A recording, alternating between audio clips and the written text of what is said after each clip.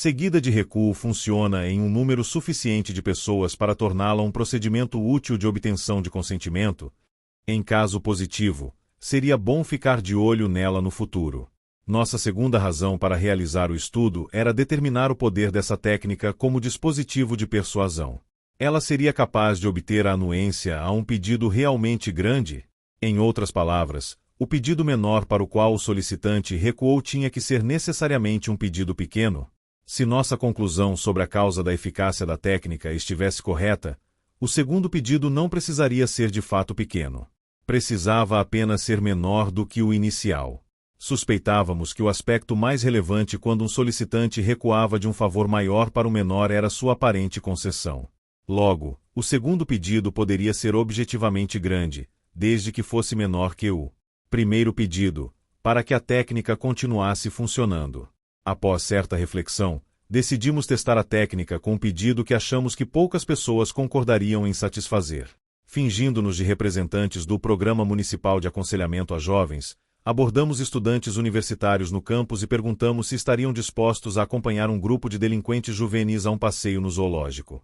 A ideia de ser responsável por um grupo de menores infratores de idades desconhecidas durante horas num local público sem receber pagamento não pareceria muito atraente para aqueles estudantes. Como esperávamos, a grande maioria, 83%, recusou. No entanto, obtivemos resultados bem diferentes de uma amostra semelhante de estudantes universitários quando fizemos a mesma pergunta com uma diferença. Antes de convidarmos os universitários a servirem de acompanhantes não remunerados em um passeio ao zoológico, pedimos um favor ainda maior, que passassem 2 horas por semana como orientadores de menores infratores durante no mínimo 2 anos. Somente depois que recusaram esse pedido extremo, 100% deles, fizemos o pedido menor do passeio ao zoológico. Ao apresentar o passeio como um recuo de nosso pedido inicial, nosso índice de sucesso aumentou substancialmente. O triplo dos estudantes abordados dessa forma se ofereceu para servir de acompanhante ao zoológico: Cialdini, Vincent, Lewis, Catalan, Wheeler e Darby, 1975. Esteja certo de que qualquer estratégia capaz de triplicar a porcentagem de consentimento a um pedido substancial, de 17% a 50% em nosso experimento, será muito usada numa variedade de cenários corriqueiros. Negociadores sindicais, por exemplo, costumam recorrer à tática de fazer exigências extremas que não esperam obter, mas das quais possam recuar para extrair concessões realistas do outro lado da mesa. Aparentemente, esse procedimento seria mais eficaz quanto maior o pedido inicial, já que haveria mais margem disponível para concessões ilusórias. Mas isso só é verdade até certo ponto. Pesquisas realizadas na Universidade Bar Ilan em Israel sobre a técnica da rejeição seguida de recuo mostram que, se o primeiro conjunto de exigências é extremo a ponto de parecer absurdo, a tática falha. Schwarzaldi, Hazes e Bell, 1979. Nesses casos, quem fez o pedido extremo inicial é visto como um negociador agindo de má fé. Qualquer recuo subsequente àquela posição inicial irreal não é considerado uma concessão genuína e, portanto, não é retribuído. O negociador realmente hábil, então, é aquele cuja posição inicial é exagerada apenas o suficiente para permitir uma série de pequenas concessões recíprocas e contrapropostas que irá gerar uma oferta final desejável pelo oponente. Thompson, 1990. Presenciei outra forma da técnica da rejeição seguida de recuo em minha observação das vendas de porta em porta. As empresas usavam uma versão menos elaborada e mais oportunista da tática. Claro que o objetivo mais importante para um vendedor de porta em porta é efetuar uma venda. Mas os programas de treinamento de cada uma das empresas que investiguei enfatizavam que uma segunda meta importante era fazer com que os compradores indicassem amigos, parentes ou vizinhos que o vendedor pudesse procurar.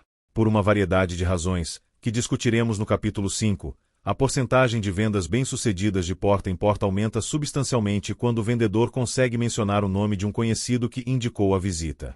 Quando realizei os treinamentos para esse tipo de venda, nunca me disseram para fazer com que minha oferta fosse recusada para eu poder então recuar a um pedido de indicações. Mas em vários desses programas fui instruído a tirar vantagem da oportunidade de conseguir indicações oferecida pela recusa de compra de um cliente. Bom, se você acha que uma boa enciclopédia não lhe serve no momento, talvez possa me ajudar indicando nomes de outras pessoas que queiram aproveitar a ótima oferta de nossa empresa. Quem você indicaria? Muitos indivíduos que normalmente não sujeitariam seus amigos a isso concordam em fornecer as indicações quando o pedido é apresentado como uma concessão em relação a uma solicitação de compra que acabou de ser recusada. Concessões recíprocas, contraste perceptivo e o mistério de Watergate. Já discutimos o motivo para o sucesso da técnica da rejeição seguida de recuo, sua incorporação da regra da reciprocidade. Essa estratégia de pedido maior seguido de um menor é eficaz também por vários outros motivos. O primeiro envolve o princípio do contraste perceptivo que vimos no capítulo 1. Esse princípio explicava, entre outras coisas, a tendência de um homem gastar mais dinheiro num suéter após ter comprado um terno. Depois de ser exposto ao preço do artigo mais caro, o preço do artigo menos caro parece menor em comparação. Do mesmo modo, o procedimento do pedido maior seguido do menor usa o princípio do contraste para fazer com que este pareça ainda menor em comparação com o primeiro. Se eu quero que você me empreste $5, posso fazer o pedido parecer menor pedindo antes que você me empreste $10. Uma das virtudes dessa tática é que, ao pedir $10 e depois recuar para $5, terei simultaneamente envolvido a força da regra da reciprocidade e o princípio do contraste. Não apenas meu pedido de $5 será visto como uma concessão a ser retribuída, como também parecerá um pedido menor do que se eu tivesse pedido de cara $5. Combinadas, as influências da reciprocidade e do contraste perceptivo podem representar uma força temível e poderosa. Corporificados na sequência de rejeição seguida de recuo, são capazes de efeitos impressionantes. Acredito que forneçam a única explicação realmente plausível para uma das ações políticas mais desastrosas de nossa época: a decisão de invadir os escritórios do complexo Watergate do Comitê Nacional Democrata que levou a presidência de Richard Nixon à ruína. Para entender o absurdo dessa ideia, recordemos alguns fatos. O plano foi de G. Gordon Liddy, que estava no comando das operações de inteligência para o Comitê pela reeleição do presidente.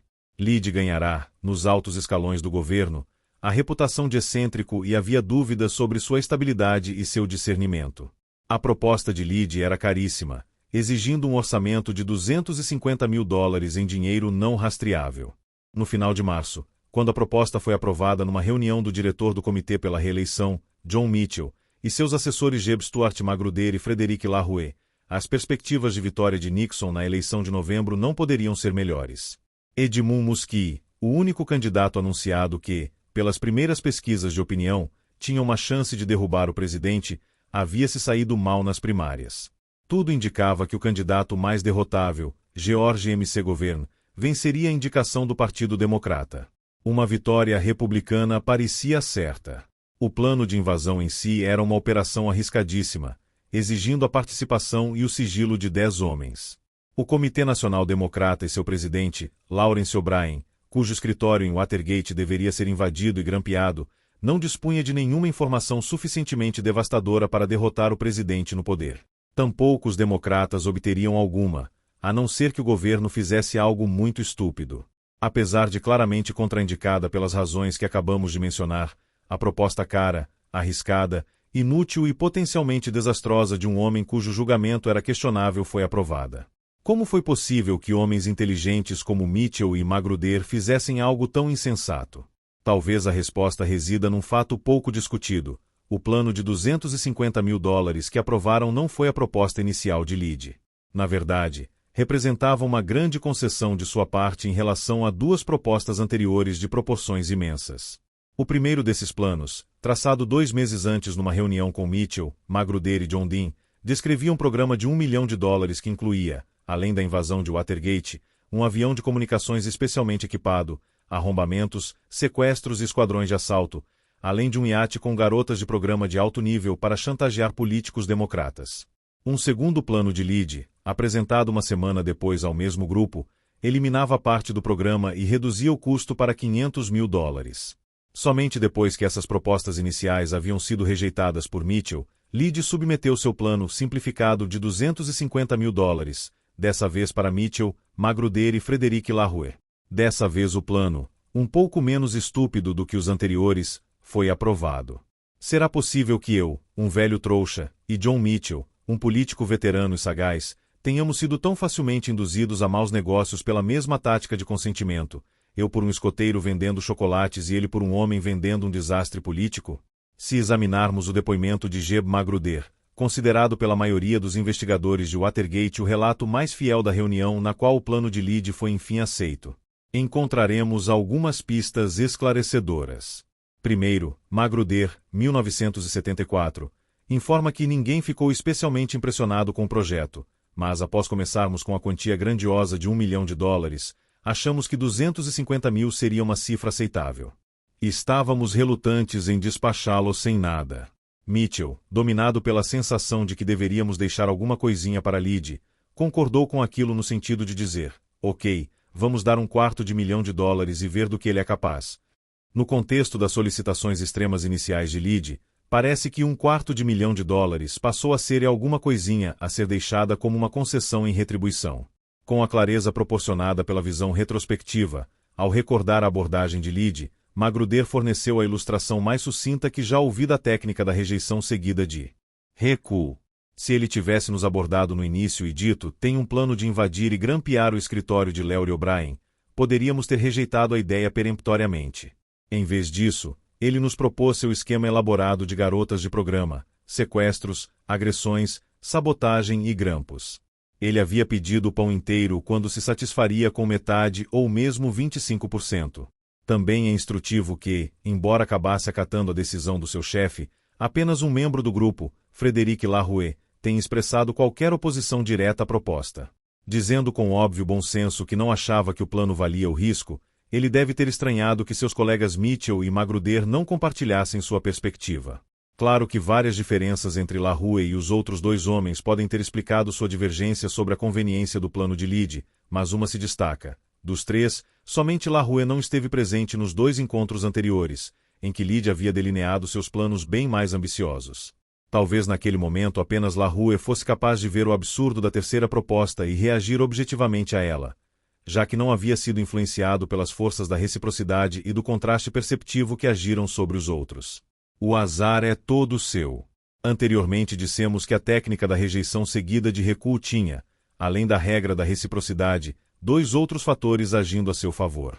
Já discutimos o primeiro deles, o princípio do contraste perceptivo. A vantagem adicional da técnica não é realmente um princípio psicológico, como no caso dos outros 2 fatores. Em vez disso, é um aspecto mais estrutural da sequência do pedido. Digamos mais uma vez que quero lhe pedir $5 emprestados. Começando por um pedido de $10, só posso sair ganhando. Se você concordar, terei recebido de você o dobro do que me satisfaria. Se, por outro lado, você recusar meu pedido inicial, poderei recuar para o favor de $5 que eu desejava de saída e, graças aos princípios da reciprocidade e do contraste, aumentar bastante minhas chances de sucesso. Das 2 formas, eu me beneficio. Dadas as vantagens da técnica da rejeição seguida de recuo, pode-se pensar que talvez também haja alguma desvantagem substancial. As vítimas da estratégia podiam se ressentir por terem sido induzidas à anuência. O ressentimento pode se manifestar de várias maneiras. Primeiro, a vítima pode decidir não honrar o acordo verbal feito com o solicitante. Segundo, a vítima pode passar a desconfiar do solicitante manipulador, decidindo nunca mais lidar com tal pessoa. Se algum desses acontecimentos ou ambos ocorressem com certa frequência, o solicitante pensaria 2 vezes antes de aplicar o procedimento da rejeição seguida de recuo. Mas as pesquisas indicam que, quando a técnica da rejeição seguida de recuo é usada, essas reações das vítimas não ocorrem com mais frequência. De forma espantosa, parece que ocorrem com menos frequência. Antes de tentarmos entender o porquê, vamos examinar os indícios. Aceito doar sangue, e pode pedir de novo. Um estudo publicado no Canadá, Miller, Seligman, Clark e Bush, 1976, teve como objetivo questionar o seguinte aspecto: uma vítima da técnica da rejeição seguida de recuo honrará o acordo de prestar ao solicitante um segundo favor? Além de registrar se os alvos disseram sim ou não ao pedido, trabalhar como voluntário num passeio ao zoológico, esse experimento também registrou se eles apareceram depois para prestar os favores prometidos. Como sempre, o procedimento de começar com um pedido maior, 2 horas semanais de trabalho voluntário para uma instituição de saúde mental por, pelo menos 2 anos, produziu mais concordância verbal ao recuo para o pedido menor, 76%, do que o procedimento de fazer o pedido menor sozinho, 29%. O resultado importante, porém, envolveu a taxa de comparecimento dos que se apresentaram como voluntários. E de novo o procedimento de rejeição seguida de recuo foi o mais eficaz, 85% versus 50%. Um experimento diferente examinou se a sequência de rejeição seguida de recuo fez com que as vítimas se sentissem manipuladas a ponto de recusarem quaisquer pedidos novos. Nesse estudo, Cialdini e Ascani, 1976, os alvos foram estudantes universitários a quem se pediu que colaborassem com a campanha anual de doação de sangue do campus. Os alvos de um grupo receberam o pedido de doar sangue a cada 6 semanas por no mínimo 3 anos. Aos outros alvos se pediu que doassem sangue uma única vez. Aos 2 grupos que concordaram e apareceram no centro de hematologia foi solicitado depois que informassem seus telefones para que pudessem ser convocados para futuras doações. Quase todos os estudantes que iam doar sangue como resultado da técnica da rejeição seguida de recuo concordaram em doar novamente, 84%, ao passo que menos da metade dos outros estudantes que compareceram ao centro de hematologia concordaram, 43%. Mesmo para favores futuros, a estratégia da rejeição seguida de recuo se mostrou superior. Os agradáveis efeitos colaterais. O estranho é que parece que a técnica da rejeição seguida de recuo, além de incitar as pessoas a concordarem com o pedido, na verdade faz com que cumpram a promessa de satisfazê-lo e, finalmente, se disponibilizem para novas solicitações. De que forma essa técnica torna as pessoas tão passíveis de continuarem cooperando? Para obtermos uma resposta, poderíamos examinar o ato de concessão do solicitante, que está no núcleo do procedimento. Já vimos que, desde que não seja vista como um truque óbvio, a concessão provavelmente estimulará outra concessão em retribuição. O que ainda não examinamos, porém, são 2 subprodutos positivos pouco conhecidos do ato de concessão: a sensação de maior responsabilidade pelo acordo e a de maior satisfação com ele. É este conjunto de agradáveis efeitos colaterais que permite que a técnica faça as vítimas cumprirem seus acordos e se envolverem em outros semelhantes. Os efeitos colaterais desejáveis de fazer concessões durante uma interação com outras pessoas são evidenciados nos estudos de como as pessoas pechincham. Um experimento, Benton, Kelly e Lieblin, 1972, conduzido por psicólogos sociais da Universidade da Califórnia, oferece uma demonstração bastante adequada. Um voluntário foi instruído a negociar com o oponente a divisão entre eles de certa quantia de dinheiro fornecida pelos pesquisadores. Ele foi também informado de que, se os 2 não chegassem a um acordo mútuo após certo período de negociação, ninguém receberia valor algum. Sem que o voluntário soubesse, o oponente era na verdade um auxiliar de pesquisa que havia sido previamente orientado a negociar de 3 maneiras. Com alguns dos voluntários, o oponente fazia uma exigência inicial extrema, atribuindo quase todo o dinheiro a si mesmo e persistindo naquela posição durante as negociações. Com outro grupo, o oponente começava com uma exigência moderadamente favorável a si mesmo. Ele também se recusava a mudar de posição durante as negociações. Com o terceiro grupo, o oponente começava com uma exigência extrema e depois recuava aos poucos para uma moderada no decorrer da negociação. 3 constatações importantes ajudaram a entender por que a técnica da rejeição seguida de recuo é tão eficaz.